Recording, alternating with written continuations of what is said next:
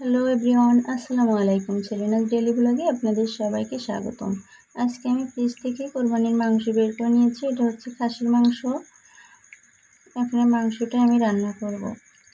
ভালোভাবে পরিষ্কার পানি দিয়ে ভালোভাবে ধুয়ে নেব।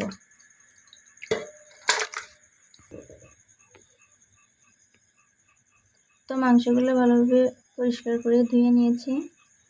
দেখুন, এখানে কিছু চর্বিও আছে এর সঙ্গে, এগুলো ভালোভাবে পরিষ্কার করে নিয়েছি। মাংসটা যখন কষানো হয়ে যাবে তখন এগুলো দিয়ে দিব। শিলপাটায় বাটা মশলা দিয়ে রান্না করলে রান্নাটা অনেক মজা হয়। এখানে আমি শুকনো মরিচ বেটে নিয়েছি, এখানে পেঁয়াজ, এখানে জিরা বেটে নিয়েছি, এখানে রসুন, এখানে আদা, সবগুলো উপকরণই বেটে নিয়েছি। গরম মশলাটা আমি একটু পরেই করে নিব। এখন রান্না শুরু করব। এবার মাংস রান্নার জন্য আমি চুলায় একটা কড়াই বসিয়ে দিয়েছি। এবার পরিমাণ মতো সরিষার তেল দিয়ে দিব।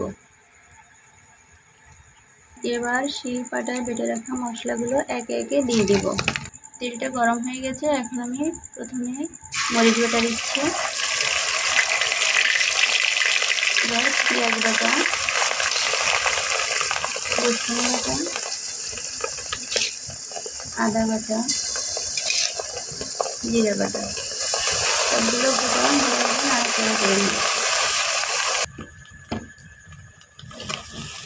মশলাটা সুন্দরভাবে কষানোর জন্য সামান্য পরিমাণ পানি অ্যাড করে দেব। ভালোভাবে নাড়াচাড়া করে দিব।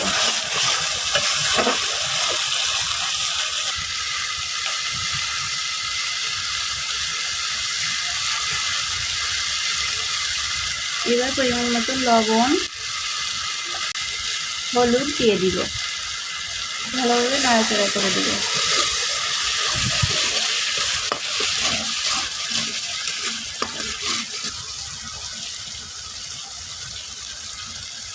এবার ধুয়ে রাখা মাংসগুলো দিয়ে দিব।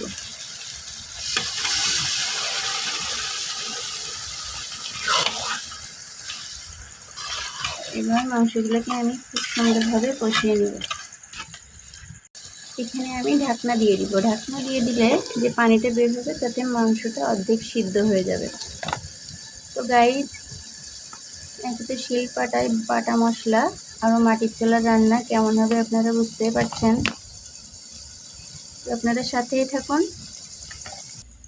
দেখুন গাইস, মাংসটা থেকে অনেকটা পানি বেরিয়েছে।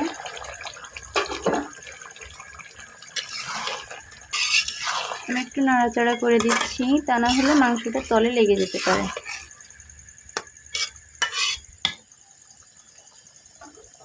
আবার ঢাকনাটা দিয়ে ঢেকে দিব। এখন আমি মাংসে দেওয়ার জন্য কিছু গরম মশলা করে নিব। এখানে আমি 15-16টা মতো গোলমরিচ নিয়েছি, একটা কালো এলাচ, 5টা এলাচ, সাদা এলাচ, এখানে 4 টুকরা দারুচিনি, এখানে জয়ত্রী আছে, আর এখানে 4টা লবঙ্গ। এগুলো সবগুলো আমি একসঙ্গে মিহি করে বেটে নেব। এখানে আমি একটু জয়ফলও দিব, পুরাটাই দিব না, এটা ভেঙে অল্প কিছু দিব।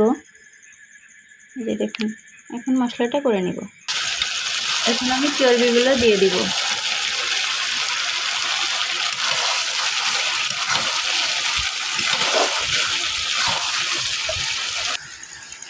এখন আমি যে গরম মশলাটা করেছি সেখান থেকে অর্ধেকটা দিয়ে দিব,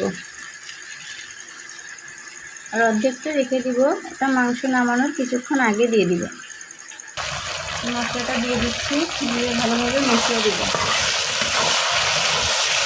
এভাবেই সুন্দরভাবে কষিয়ে নিব। এই মাংসটা খুব সুন্দরভাবে কষানো হয়ে গেছে। আপনারা দেখলেই বুঝতে পারছেন। দেখুন কত সুন্দর কালার এসেছে। এখন আমি এখানে পরিমাণ মতো পানি অ্যাড করে দিব। এখানে আমি গরম পানি দিয়ে দিচ্ছি মাংসটা ভালোভাবে সিদ্ধ হওয়ার জন্য।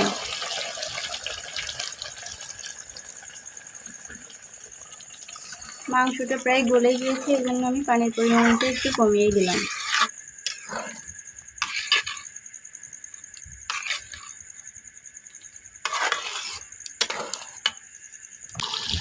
তো গাইস বাকি যে মশলাটা আমি এখন দিয়ে দিব। মাংসটা প্রায় হয়ে এসেছে, দিয়ে ভালোভাবে মাংসের সাথে মিশিয়ে দিব।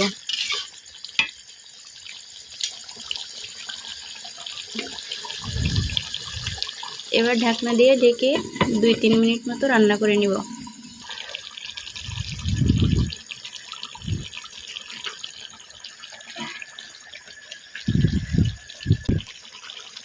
দেখুন গাইস রান্নাটা কমপ্লিট।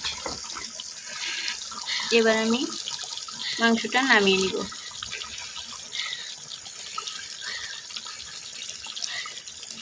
কালারটা কিন্তু মাশাআল্লাহ অনেক সুন্দর হয়েছে।